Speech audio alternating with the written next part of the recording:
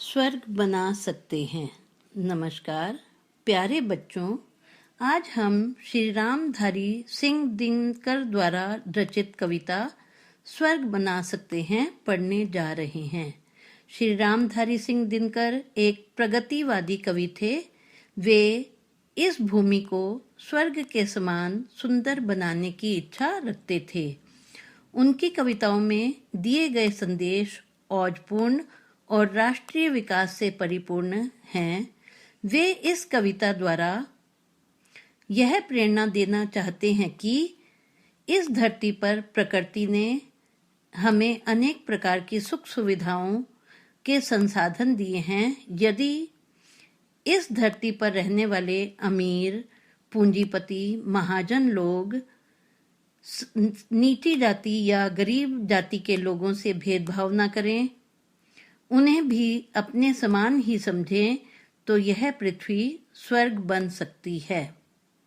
आओ अब इस कविता का अर्थ समझें। कविता में कवि ने महाभारत युद्ध के समय भीष्म पितामह द्वारा युधिष्ठिर को दिए गए उपदेश के बारे में बताया है।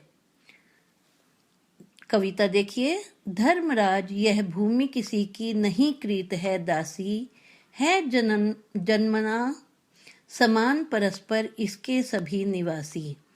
कवि कहते हैं कि भीष्म पितामह बता रहे हैं कि हे धर्म के अनुसार काम करने वाले युधिष्ठिर, यह धरती या भूमि किसी एक व्यक्ति द्वारा खरीदी गई दासी या सेविका नहीं है।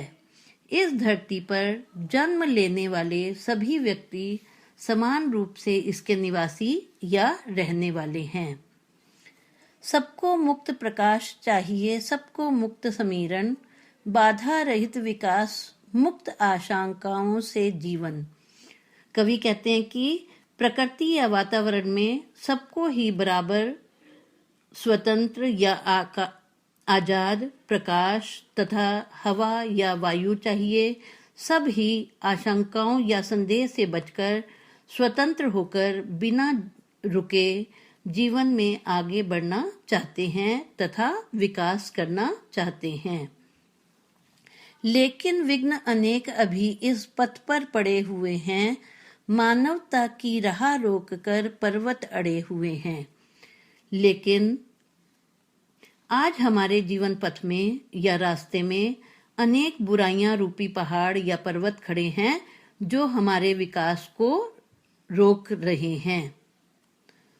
न्यायोचित सुख सुलभ नहीं जब तक मानव को, चैन कहाँ धरती पर तब तक शांति कहाँ इस भव को। जब तक हर व्यक्ति को न्यायपूर्वक सुख सुविधाएं नहीं मिलती हैं, तब तक इस संसार में किसी व्यक्ति को चैन, आराम और शांति नहीं मिल सकती है। जब तक मनुज का यह सुख भाग सम नहीं होगा, शमित न होगा कोलाहल, संघर्ष नहीं कम होगा।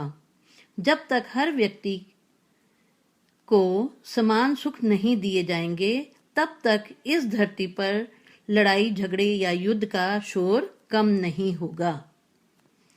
उसे भूलकर वह फंसा परस्पर ही शंका में भय में, लगा हुआ केवल अपने में और भोग संचय में। ईश्वर या भगवान द्वारा इस धरती पर अनेक सुख सुविधाएं तथा आराम की वस्तुएं दी गई हैं, लेकिन मनुष्य इन सब को भूलकर अपने ऐशो आराम की चीजों को इकट्ठा करने में ही लगा हुआ है। भगवान द्वारा दिए गए सुखों को इकट्ठा करने में ही लगा हुआ है। लगा हुआ केवल अपने में भोग और भोग संचय में। प्रभु के दिए हुए सुख इतने हैं विकीर्ण धरती पर, भोग सके जो उन्हें जगत में कहाँ अभी इतने नर।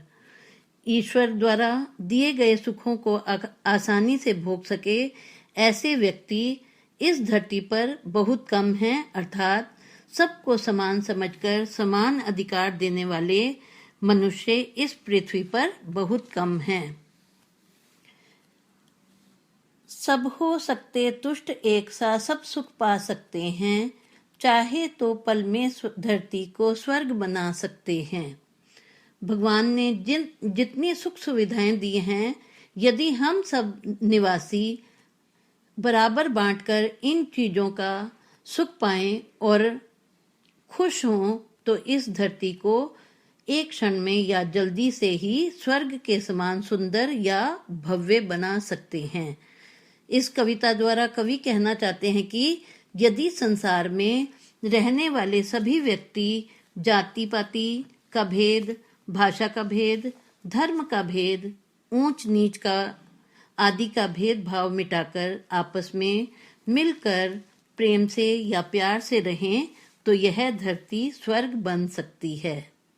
आशा है बच्चों आपको यह कविता समझ आ गई होगी।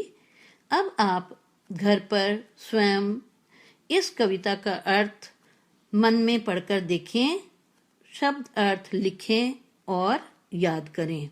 शब्दार्थ देखिए।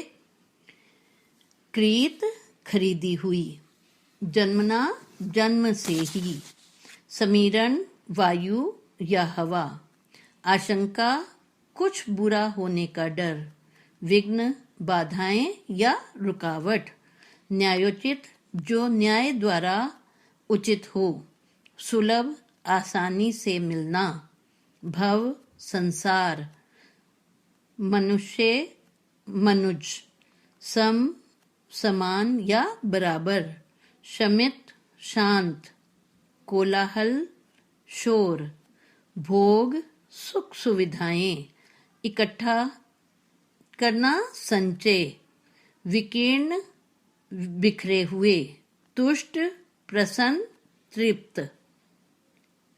धन्यवाद।